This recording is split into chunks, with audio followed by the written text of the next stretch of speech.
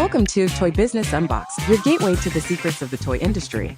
Here, Jason Hsieh, a toy entrepreneur and expert in the Every field. product we develop is really inspired by some of the real life experience that we have with our son, major retailers. Yeah. Check. Is it? We think this is cool. Is this cool? The thing with Amazon is just it become more and more complicated over the years. Yeah, maybe you can also consider to create more online resources. We'll guide you through the enchanting world of toy design, marketing, and manufacturing. Now let the unboxing begin. Hello. Welcome back to another episode of Toy Business Unboxed. I'm your host, Jason Hsieh. In today's episode, I'm thrilled to have Steve, the VP of Trends and New Market at Gel Blaster, and he's also the founder of KidAtHeart. Steve's leadership has been instrumental in creating the greatest game ever played, transforming the toy industry with his innovative approach. With over 3 years at Gel Blaster, Steve have honed his skill at new business development, product marketing, and also social networking. We'll dive into his toy journey of turning toys into very interesting attractions and launching groundbreaking new product for Gel Blaster Nexus. And get ready for insightful conversation on the future of play and the magic of merging toys with real-world experiences. Thank you so much for joining with us today, Steve. Hey, man. Thanks for having me. Yeah, so can you tell the audience a little bit more about your journey in the toy industry? How does everything started for you and all the different toy company you have worked over the years? Yeah. Look, any successful or pseudo-successful journey begins with mentors. Mm-hmm. And I've had some amazing mentors in my life. My toy journey actually started with my big brother through the Big Brother, Big Sister program. His name is Ryan Logan, and he's in the toy business. Mm-hmm. And he was my mentor before I knew that people made money working in the toy industry. Okay. We met when I was 11 years old, and he was a big brother to me, sometimes a father figure, an inspiration. Mm-hmm. He showed me that the world was large and worth going to faraway places, and got me my first job when I was working at Funrise Toys when I was in high school, and I fell in love with it. And the owner of Funrise is a toy industry Hall of Famer named Arnie Rubin. Mm-hmm. And I learned so much from Arnie. He's a legend. Mm-hmm. And the whole company was so customer centric. We always did everything to champion our customer and our partners. Yeah. And when we did that, we also won. And that felt like kind of the foundation of my of the way I lead teams now. Mm-hmm. And then I moved to Dallas, Texas, and worked with Greg Harden and Wes Harden, and they're two of my best friends in the industry, and I learned so much from them. Tenacity, risk taking. With diverse marketing, right? Yeah. I was the CMO for Diverse I worked with Diverse for 12 years.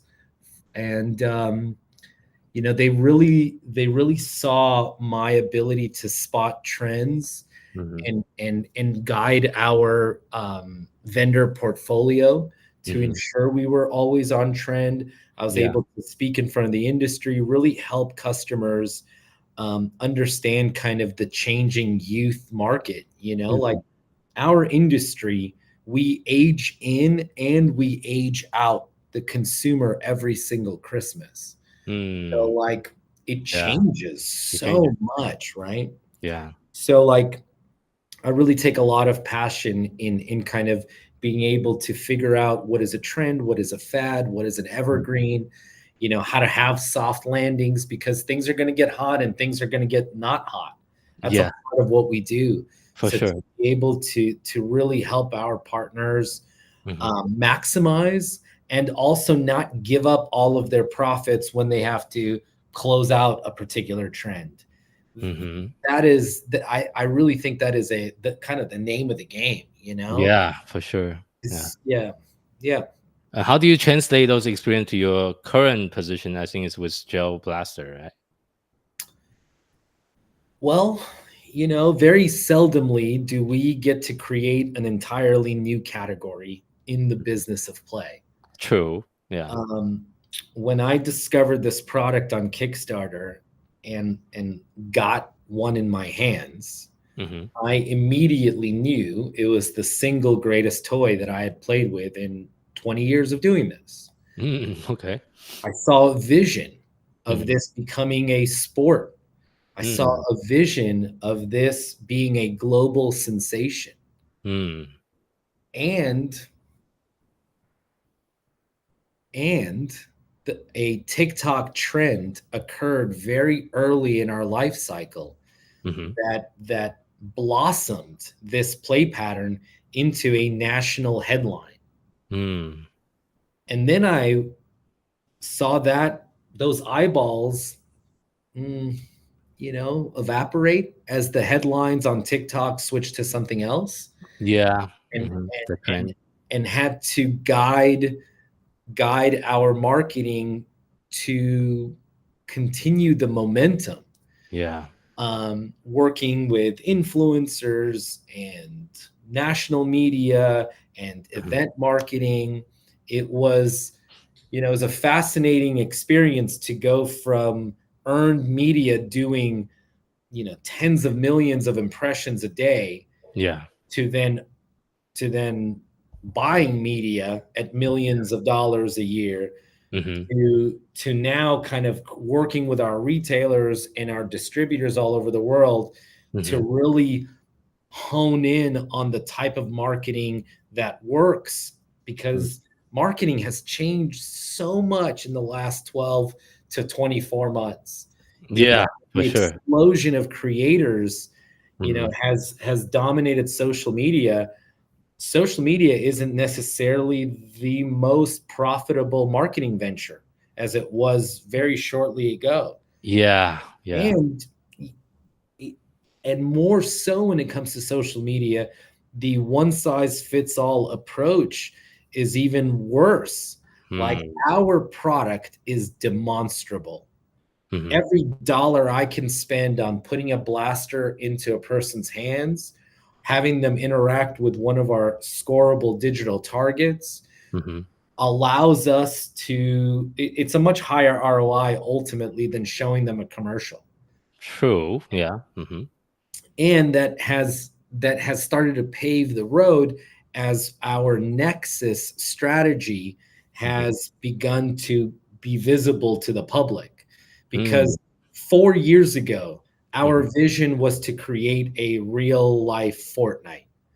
Whoa, okay. That was the vision. Okay. Yeah, and Fortnite is scoreable.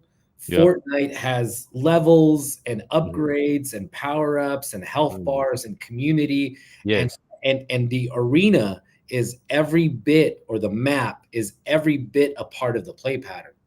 So we knew that making a blaster brand that could compete with evergreens like Nerf was only the beginning to our arena strategy. Yeah. We want to put you inside the video game. That's what 2024 is about for us. I think you also mentioned about in the pre-interview the greatest game ever played. Can you describe what this game is and how the idea came about? Yeah, that's an internal mantra that we use here. I believe, if you really look at what the video game industry has done, I don't know if you know this, but back in the 90s, Nintendo and other and video game makers, Sega, used to be in the toy building in New York. Video games and toys were one industry. And then something happened where the toy people were like, video games, devil, and said, you are a different industry. And the toy business, since that decision, has, remained basically flat, ups and downs, whatever. But the video game is going like crazy. It's growing. But the video game industry has grown to almost $200 billion. Somewhere between, 4 and 8x what the toy industry is. Yes, that's correct. So arguably, video games are a better plaything than toys. And that doesn't sit well with me because I believe in toys.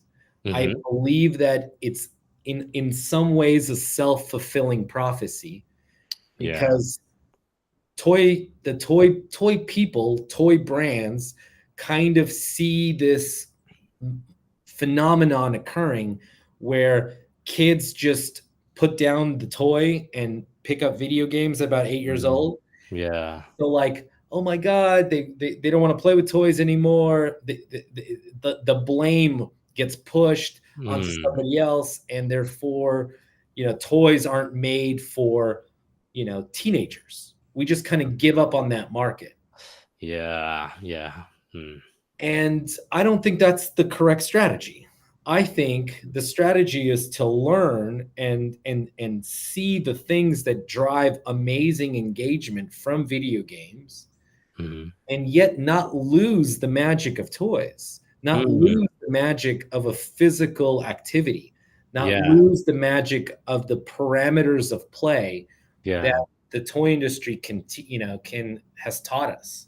So the greatest game ever played to me is a video game in real life, where you take the best of Nerf, the best of paintball, the best of Fortnite, and bring it into a physical space that is as much a character in the game. And I think the combination of physical projectiles and digital gameplay overlaid together is that'll be super cool. It's just kind of like you can also maybe include like some AR, augmented reality into the whole thing. Potentially. So, and one of the things I know you guys are working really hard on is to turn the toy into a attraction almost, which sounds very challenging. What are some of the biggest obstacles your company has faced so far during this process? Yeah. Oftentimes you can learn a lot about an industry if you reverse engineer their most important KPIs. Okay. So in the toy industry or in retail, you have dollars per square foot. Okay. One of the most, even, like, it's a way to compare Walmart and a specialty toy store. Dollars per square foot. Dollars per square foot. Okay. In video games, maybe it's hours played per user, Okay. or frequency of playing a particular mobile game, In the attraction industry, there is the main KPI, which is called throughput. How many total people can you get through an attraction per day, week, month? I see. Okay, makes sense. Okay. Throughput, right? Got it. Okay. That throughput can then be looked at as a feeder into two other key frequencies. Which is? Dwell time. Okay. How long a customer enters a multi-attraction center, how long do they spend? Okay. Makes sense. And two is frequency of visit. How often they come back. Come back. Okay, that's important. So how many people can the attraction get through? How engaging is it so people come back? And do people spend more time in the center because of a particular attraction? Meaning that they usually play that attraction or visit that attraction multiple times per visit. Okay. So as we started looking at that, we had to create a product that was intuitive enough to get people in and through the attraction. They got to put on the gear. They got to watch the safety video. They got to get into the arena. They got to play the game. They got to take off the arena. They got to look at all their scores. They got to take a selfie. And they got to get out of there. Mm, You have yeah. to break down that entire funnel into every step of the way because it Mhm. affects your software. It affects how you design your hardware. It Yeah. affects, A lot you of know, things it affects your customer service and customer journey. Yeah. Because like throughput is made up of another key metric, which is session time. Because Okay. most attractions, the session time does not equal to the game time. Mm-hmm. You know, if you go to an arcade or if you go to a go-kart place, you got to go through the thing. You got to put on your helmet. You got to get the instruction video. The race is usually 2-3 minutes. Then you get out, Mm-hmm. but you can't put more people in the next go-kart stage until the first one's clear. So Yeah. the session time is very valuable. Mm-hmm. And so it's been an incredible learning curve for me personally. Yeah. And then there's the sales side of it. Like, Yeah. in toys, Walmart, Target, Amazon, about 70% of the total business. Yeah. You Yep. got a new toy, you got to worry about 3 customers. Yeah. You should sell everybody ahead to get to Walmart and Target because they don't really want to buy your thing if it's unproven. So Yeah. there's ways to get to Walmart and Target. But like the amount of customers is very small in the toy industry. In the attraction industry, most family entertainment centers are owned by a single operator. And there's Oh, about 1,500 of them in the US. okay. And I basically had to cold call hundreds of people over and over and over and over Yeah. to Yeah. tell them about this new thing. Yeah. Tell them that we're not just selling you retail products to put into your attraction that are designed from the house, that instead, Oh, yeah. we're Show going. us some of your product if you have it. Yeah. So, for example, this is our blaster that we made for the house. This is the Surge. Yeah. This is the blaster that's for the enterprise accounts. Oh, whoa. A lot bigger. Okay. Okay. Yeah, I mean, just it's a very different product altogether. Okay. And it has a screen on here. It has that. Whoa. It's basically Cool. has a computer on board. For the listener that's listening on the podcast, please visit our YouTube channel to see the video demonstration that Steve is showing us right now. Yeah. The customer. So in this blaster, Oh, whoa. they have a different health bar. They can see their rank. They have different attributes for different blasters that they select. So one physical blaster, just like in Fortnite, can become an unlimited amount of digitally defined blasters. And we can control the rate of fire. But you're also competing against the existing laser tag industry right now, right? That's right. That's exactly right. In order to know if you have a chance to create a new trend, you very much have to study your history. Yes. And poetically, laser tag actually is celebrating their 40th anniversary this year. Laser tag was created in 1984 in Dallas, Texas. Oh, wow. Okay. Remained relatively unchanged. Yep. For that entire time. And the good news is that the way we created our technology, we shoot a physical projectile and a laser beam, an IR beam. The vests co-witness the two of them and basically say, oh, I got hit with a physical projectile. Because everything is mesh Wi-Fi network to each other, it knows that blaster number 4 shot a quarter of a second ago from a particular angle. Therefore, the hit came from that angle. Yeah. So we do have a laser tag type of experience, but we took it a step further. Yes. So in order to de-risk the attraction for our potential partners, we've created a software-controlled mechanism for the physical projectile. Oh, whoa. Okay. Meaning that the operator can turn off the physical projectile and run traditional laser tag with our tech. Oh, I see. So they have an option if they want to turn it off.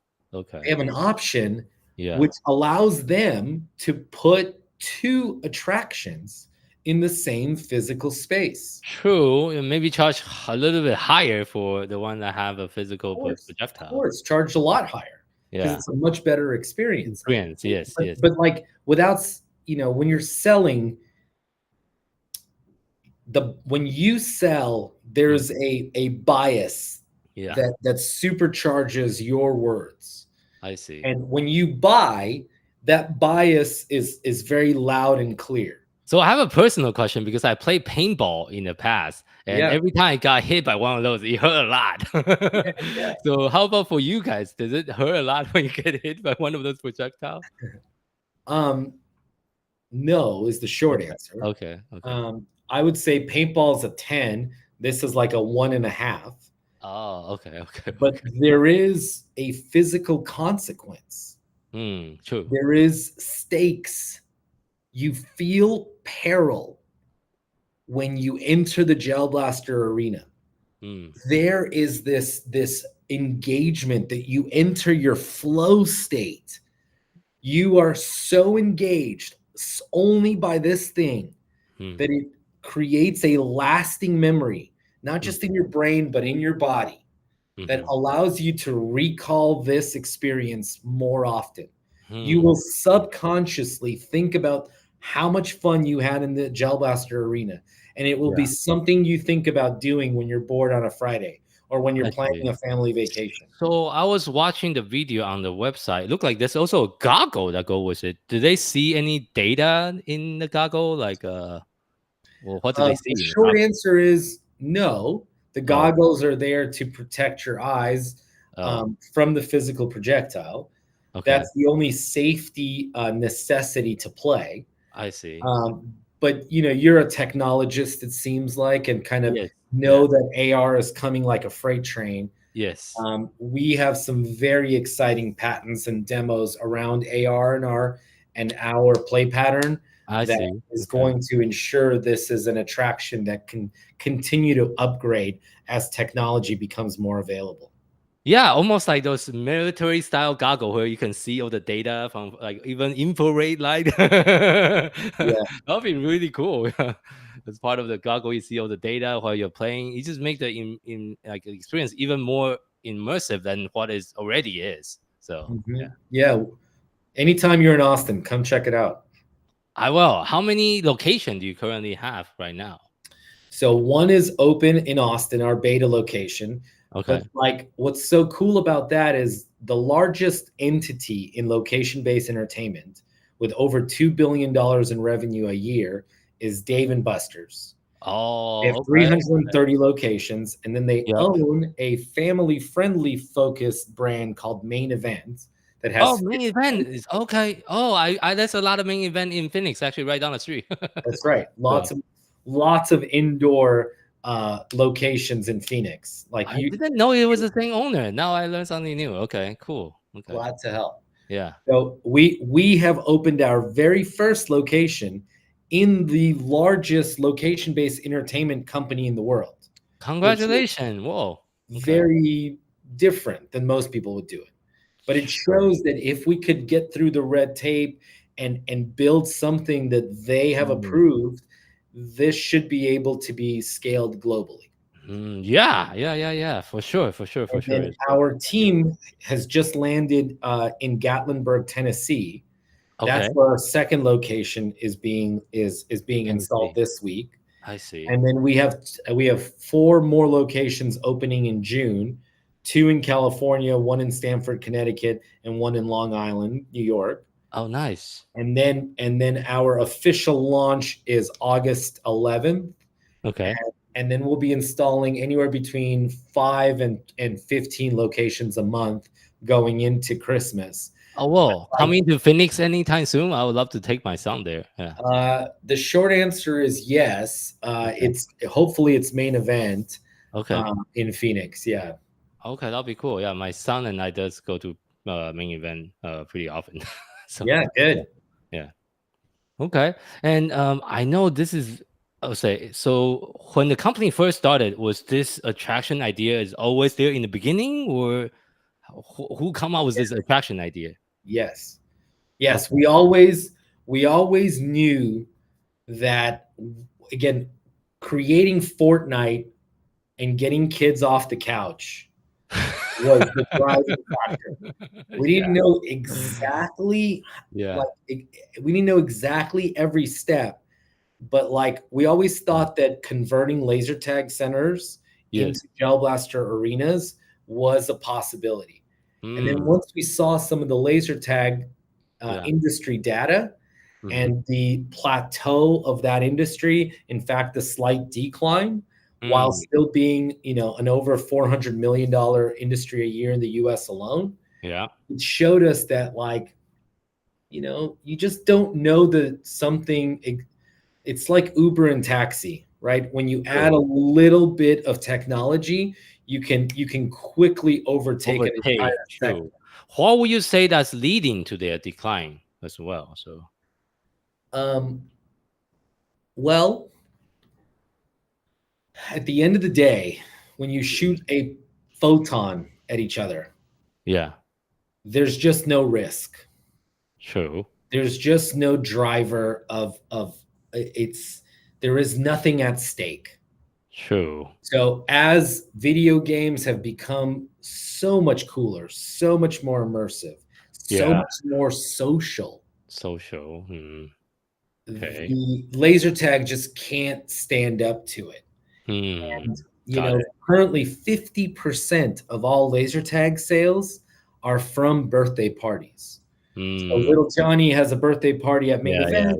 He invites all his little friends, and they play laser tag as a part of that package. But it's not a true reflection on demand.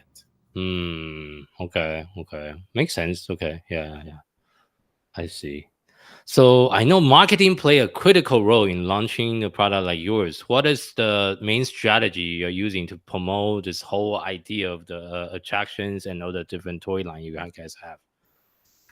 Yeah, look, if you look at any attraction in the world, there are few that have any kind of retail connection. So bowling doesn't have an at-home version. Mini golf doesn't have an at-home version. Go-karts doesn't really have an at-home version. Laser tag has an at-home version. Laser X has been very, very popular over the last 10 years. We, you know, while we've been building this attraction, we've been selling a lot of product to all sorts of retailers. So we're now in 17,000 retail doors. Oh, whoa. Congrats. And with that in mind, in a way, those retail doors become a billboard for the attraction. The attraction becomes a billboard for the at-home product. I see. It really like becomes this cohesive like ecosystem of play where no matter where they enter, they now have a way to kind of stay on this like lazy river effect, you know? They practice at home, they compete in the arena. They compete in the arena, they go and practice at home. So a lot of the marketing we can do with our retail partners. Of course, we have social media, and last year we did some national TV advertising. Oh, whoa. Okay. But I think our secret sauce is that we do a lot of demos and a lot of like we have a gel blaster van. We post it up in front of a retailer, set up a blast booth. People get to try it out. They get to talk about it. You know, we also partner with a lot of mobile party operators. So these are the same guys that would bring like an inflatable bounce house to your kid's birthday party. So now they bring bunkers and they bring gel blasters, and they're able to host a gel blaster birthday party. Okay. Got it. As a way to expose people to the new play pattern. So you're almost like it's not really a laser tag, it's not really a nerf neither, and it's not really a paintball. It's kind of a combination of a whole bunch of different. But how would you say like the biggest competition you're facing right now? Like which industry are you really trying to take over?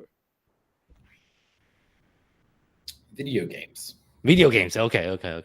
That's the main one. Okay, got it. Yeah, we're trying to connect the dots. So for example, We worked with the Microsoft team and are creating the first. Oh, you have a Halo version. Yeah, this is going to be the first licensed gel blaster Whoa, that's market. super cool. Yeah. This I is played like Halo when I was in college.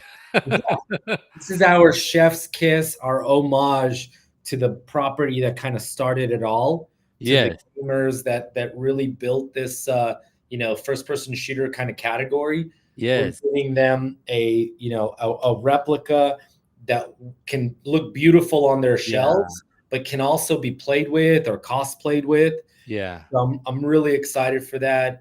That's going to be coming out for this Christmas. That's super awesome. I'm also very into first-person shooter when I was much younger. I don't play as much anymore with all the business I operate, but I played Counter-Strike, Halo, like Team Fortress, Fortnite, obviously, whole bunch of different first-person shooter. I'm kind of dating myself, I guess. No. You're actually doing the opposite. You're validating something that I think the toy industry forgets. Mm-hmm. The average video game player in America is 32 years old. The average. Okay. 45% of all video gamers are women. Oh, I didn't know that. Okay, that's an interesting stat. There is huge opportunities in market segments that the traditional toy industry doesn't touch. Yeah. That's why I think the future is really bright. You just can't dumb down something for an adult. Okay. This terrible term kidult that has emerged. That's just it feels weird rolling off your tongue, but it's necessary to talk about. 100%. Okay. Look what Lego has done. Lego has basically created an entire aisle of adult, it's collectibles. Yes. No, not even collectibles. Okay. You build the thing. It's an adult activity. It's not you buy and display. Mm-hmm. It's an adult activity that is so rooted in play that it is in their DNA that they construct and build these things.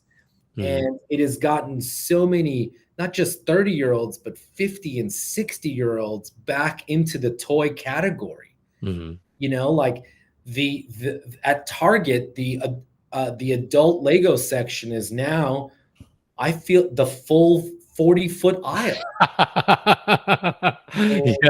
And I don't know if you've noticed this, but their tagline is adults welcome. Because they've unlocked the key insight that adults have been lied to their entire life. They aged out of play. Well, we stay young and hard, right? So lie. It's just a lie. You do not age out of it. Play is not childish.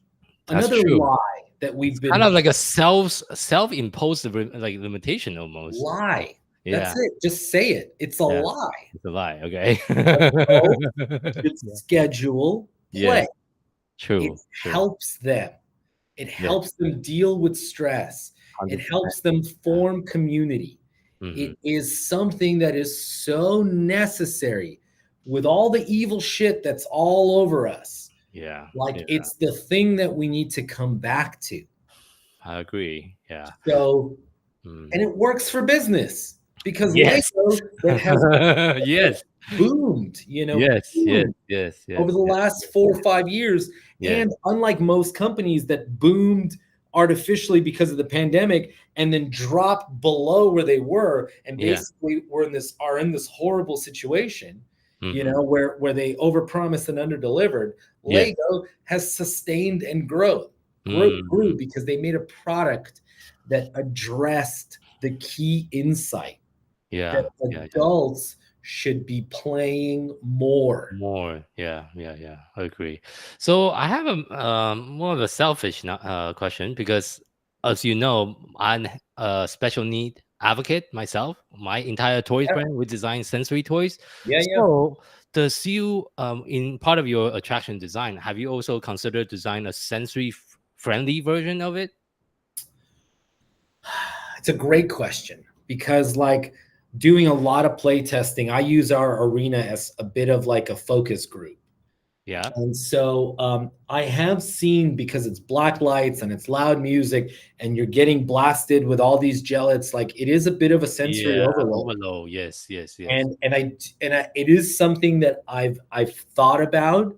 I don't Mhm. have an answer yet, I but I see. do think there's some technology that we can apply.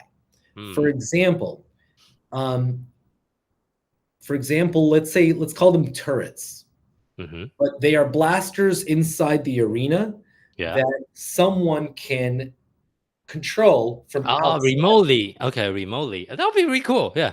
I think there are ways to incorporate special sensory needs kids and adults, Mm. even if the experience is highly, you know, it's pretty, You it's know kind what would be of really cool with that current idea is someone can like play like a video game, but instead of shooting virtual people, you're shooting real people in the arena. yeah, That would we're be super playing cool. defense Yeah. or playing or being a healer, because Yeah. Yeah. human Yeah. Yeah. beings have different archetypes. Like Yes. not Yes. everybody wants to be the striker. Not 100%. everyone wants to be the healer. Yes. Not everyone, wants to be the defender. And so Yeah. creating an experience that has different roles for Roles. different Yeah. Yeah. Yeah. architects will allow different kinds of people to work together and 100%. really feel like, Have you played a game called Team Fortress? That's exactly the rule for the game. You yeah, can be a yeah. sniper, you can be like a scout, you can be like a different rule, and you have different weapon, different attributions. Sorry, I'm just geeking out here because I'm also a big gamer No, myself. no, So that's yeah. that's the architecture that we're creating for Nexus. So Whoa. different roles can exist inside the arena and allow players to really flourish in what speaks to them. Can the player also level up? Like as more Yeah, people play, they get a better weapons or better, like ability or whichever. yeah, yeah. So that's another really cool thing. So we have Nexus, the app for the house, Oh, whoa. Okay. and in that app you have a profile. Oh, So I'm whoa. Awesome. KidAtHeart, and Okay. then it tracks all of your stats. So these are my at-home stats, Oh, that's really and then these cool. are all of my arena stats. And that is attached to your weapon, that sync with your weapon? So if I walk into main event, I could be Johnny 123 off the street, Yeah. or I can just scan in it with me as KidAtHeart. Oh, yeah, Now yeah, yeah, yeah, yeah. everything that I've It's more unlocked, personalized. Yes. yeah. So you can upgrade your avatar and you can unlock advantages inside the arena that you That would can be deploy. cool. I think that's one thing that the current laser attack industry does not have. That's like they have zero personalization actually. So Because the stats don't matter, mm, like because there is no risk. yeah, The engagement level it lasts from the time you enter the arena until the time you see your scoreboard. That true. is your True. only motivation. Yeah. Versus in gel blasting, you have a motivation not to be Not to get hit. in, you know Yeah. what I mean? Like you're trying not to be hit, and you're Yeah. trying to hit, and you're Yes. trying to level up, and you're Yes. trying to work together and create strategies, and you're trying to capture the base, and you're trying to, Mm, prevent the zombies from attacking you. Whatever game mode you're in, you have so many levels of engagement that mm, carry through the physical experience of the round to your entire visit to the center, to your mm. at-home experience, to your tournaments. Like we can now create this future sport. Yeah, sounds awesome. I would love to visit one with my son. My son's 14. He's on the autism spectrum. So we'll see if it's too much for him, but I would love Yeah, to take him to one. So yeah, for sure, for sure. Yeah, we'll keep you posted on our main event expansion. But yeah, we've been open now for 14 weeks in main event Austin as nice. in our proof of concept. We built it, ourselves from scratch, Nice. and we've now had over 7,000 people through. Uh, Nice. Okay. we're How's the feedback? How's the feedback you're getting so far? Yeah, I mean, we have a 94% customer satisfaction rating. Amazing. Okay. 49-1 Mhm. prefer it over laser tag. Amazing. Okay. Nice. Yeah, Yeah. over 90% net promoter score. Yeah. This Whoa. attraction's gonna market itself. It's pretty exciting. Yeah, it sounds like you guys definitely can take over the industry, kind of like how Netflix did it with Blockbuster. So I yeah, think that's a very yeah, good example, actually. yeah. Because the old people sometimes they just so comfortable on the way they have been doing it for years, they don't want to change. But then that's also why Blockbuster went out of business, right? So yeah, I believe so. I believe so. They were slow to yeah, react. yes, They also were slow to invest, you know? yes. Blockbuster had the opportunity to buy To Netflix. buy them, yes. I read a whole article. I was like, "What? They didn't buy them?" It's like that was just stupid on the executive part. Stupid in Yeah. hindsight, but Yes, you know, yes, ego is like our worst enemy, you know? true. And like a lot of times the incumbent rests on their laurels. They Yeah, feel yeah. infallible, And you know? that's also how I feel about toy industry. I have been in the toy industry, of course, not as long as you, but since 2017. But I feel like that's not enough new people coming in the industry and try to change things. They have just been doing the same things over and over and over and over again with the same sales rep, with the same store, with saying everything and try to, and they expect their business going to go better, but they didn't do anything to change it. So Yeah. outdated sometimes, like with their marketing strategies, like I was talking to like brand owners, like, oh, how much email marketing do you do? It's like, we don't do any. It's like, what the heck? You don't do email marketing for your toys brand? It's like, it's just insane. It blew my mind because I'm a digital marketer and I'm always like living in the cutting edge on what is working and not working. But like some of those toy business owners I talked to, is like they are still doing the same way of doing business 40 years ago. So yeah. Yeah, like, you know, the toy industry does a lot of things right. I um I just believe that play is so important, Yeah. and it's an industry that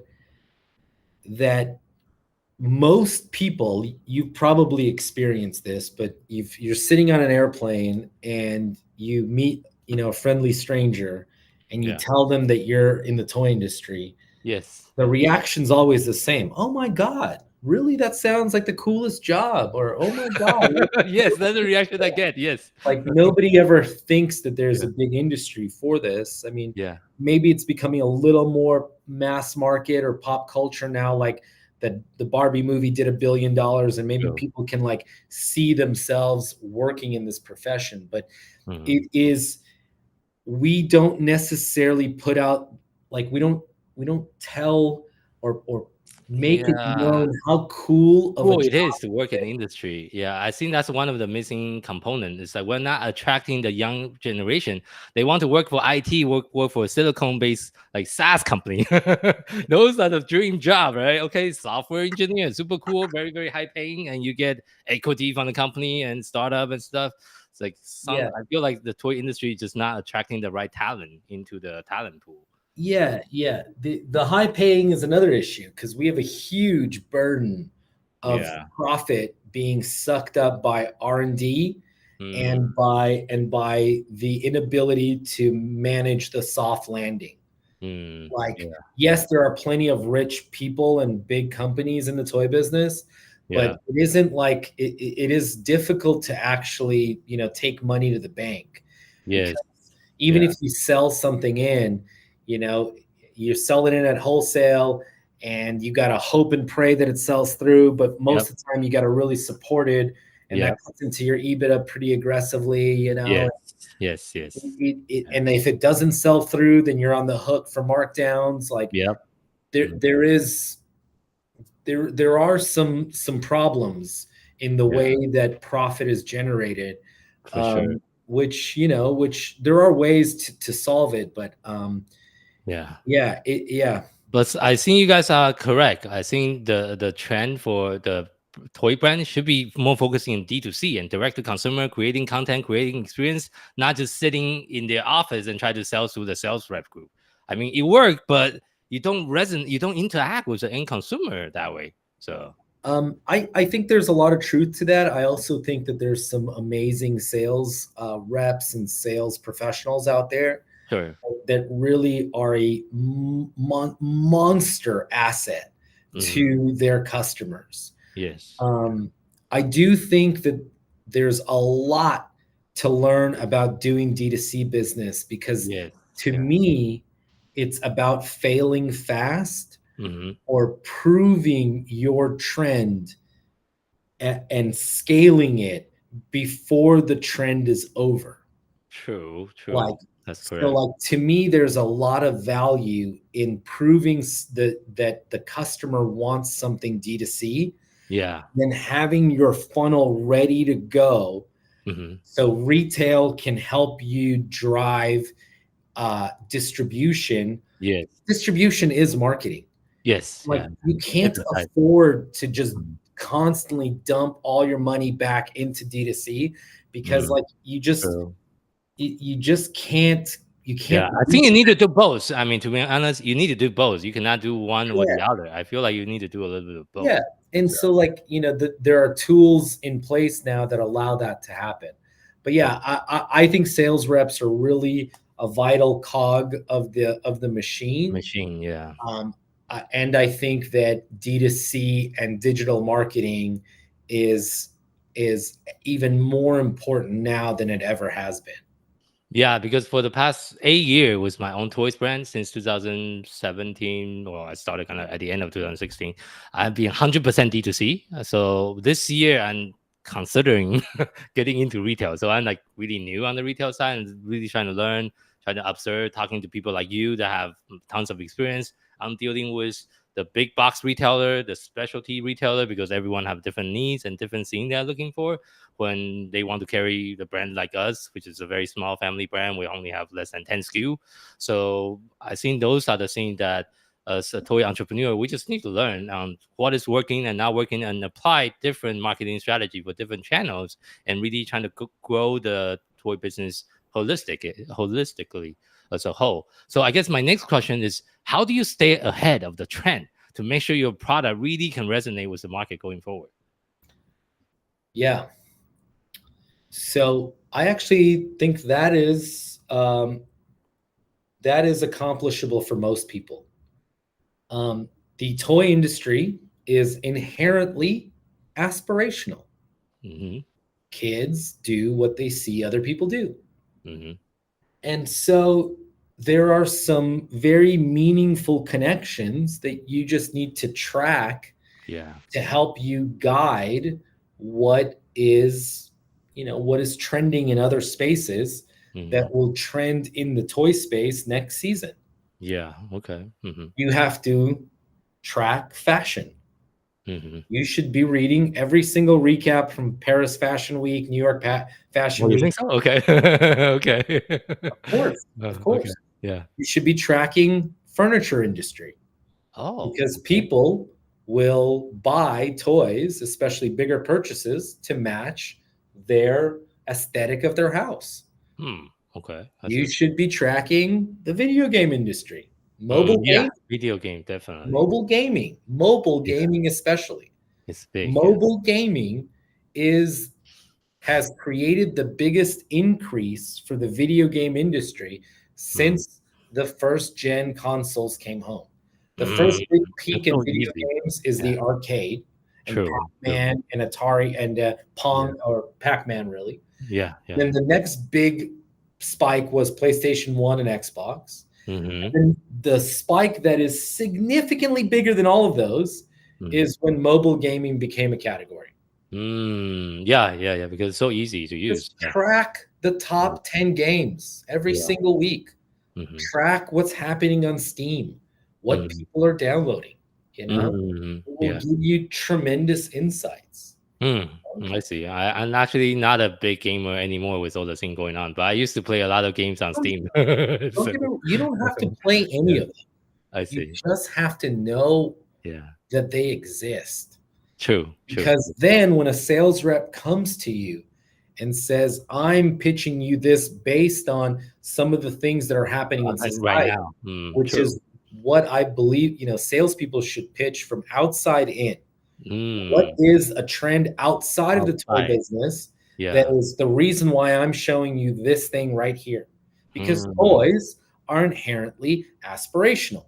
They Yes. come Yes. from Yes. somewhere. They don't just they're not usually created. Yeah, like I just got back from the licensing expo from Vegas last week, and Yeah. it's definitely also another good place to kind of spot trends, see what kind of brand is kind of popular Yeah. right now, and all that. So I love the licensing expo. It's a great place to really, absorb IP and Mhm. and really see how the major.